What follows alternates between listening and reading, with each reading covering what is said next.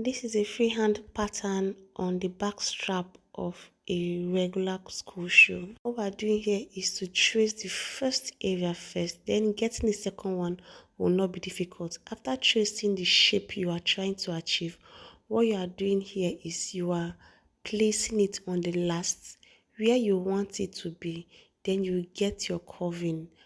Can you see the way the curve is? Like, it's not so difficult. So after that, you just go right ahead into cutting it, and getting the second part shouldn't be that difficult because you are just placing it and just tracing what you had drawn in the first side. When you get to the half of it, you just turn it over as seen in the video. Make sure you have enough space and make sure you have your A4 paper. If it's not enough, you can just, let's say, cut and gum extra paper to just get what you want. So this is us just placing the second part. We got right to the middle of the back strap. Like, after cutting, we cut right to the middle of what we want to trace, and this was just tracing the back strap. But there is still a way of adding a back strap. I don't know what the name is. It's not really a strap, but is it a back sleeve? Anyway, you know what I'm trying to describe for a school shoe. Now, if this one looks small, after tracing it, you don't have to like draw another one, but all you need is an extra paper you will just place on it to add your allowance. In adding your allowance for a back strap, you are just adding at the side, just the side. Don't forget, it's just the side you are adding your allowance to. After drawing it, you will still come further.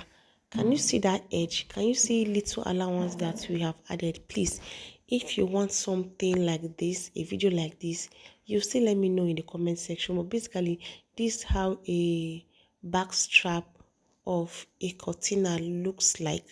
There are different kinds of cortina though, but the one I'm making for this federal government school, this is what it looks like. This is how the pattern looks like. So yeah, we are done with the pattern.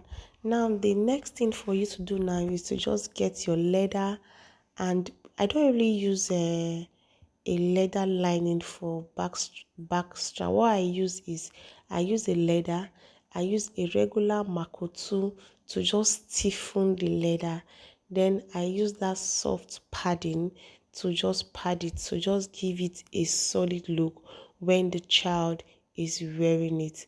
So that's how I make my cortina. So I had already done the back sleeve. I had placed my rope on the front area, and this is me sewing it. Getting the front part of this kind of cortina we're making is almost like making a flat shoe, but just half of the flat shoe. I don't know if you understand, but it's just half of the flat shoe. If you want a pattern of that, of something like this as seen in the video, you just let me know in the comment section. Can you see how it is? So yeah, now this is the back sleeve I'm trying to describe. This is the back sleeve we just had a freehand sketch on, and we are simply just trying to place it where it's supposed to be rather. Now the best way of lasting, whether if it's school shoe or any other shoe, as you are placing, you are using your last as a guideline, so that when you finally want to last it, it will not be so difficult for you. So after placing the back sleeve, I just placed it on the last, use my tacking nail to just tack it, but I think the gum wasn't enough, but that's not an issue. I still went ahead into placing it, then I used my tacking nail to hold it so that I can mark where I can fix my buckle and also fix the shoe strap. So I'll not go around this process again. Why am I fixing this? So I'm fixing it because when placing your back strap, sometimes it might be loose, sometimes it might be too tight, but when you use the actual last you are supposed to last it, to measure it up, you will know if it's too much or if it's too small. so that you'll be able to adjust it. Then in fixing your strap and your buckle, you will know the exact area where you are supposed to fix it. So I recommend that no matter what you are doing when it comes to shoes, as you are creating your pattern, you are also knowing the exact place where you are putting this, where you are putting that, using your last. So as you are creating a pattern, make sure your last is close by. So we are just trying to fix the strap and the buckle, so that I will just let's say use my iodite and place on it. Then I'll go right ahead into sewing it. Now the thing about school shoes is that I don't usually use will I say front stiff. Yes, I don't use front stiff to do the school shoes. What I do is I just line it all through. I line the upper and the lining same time. That's what I do to make the work easy for me.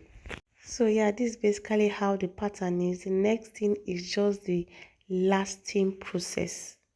So yeah, this is how I usually last the school shoes.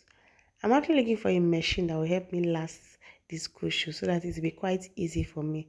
But let me not digress. This is just the school shoes is one of the easiest, let's say easiest shoes you can last. It doesn't take so much energy to do because you are not using a front stiff. It's not a crime if you use front stiff, but I personally don't use front stiff. So this is the lasting process and this is how it looks like. The next thing is just to get the cortina sew that will be accurate for this school shoe that we just created. And that's it for our school shoe making process, guys.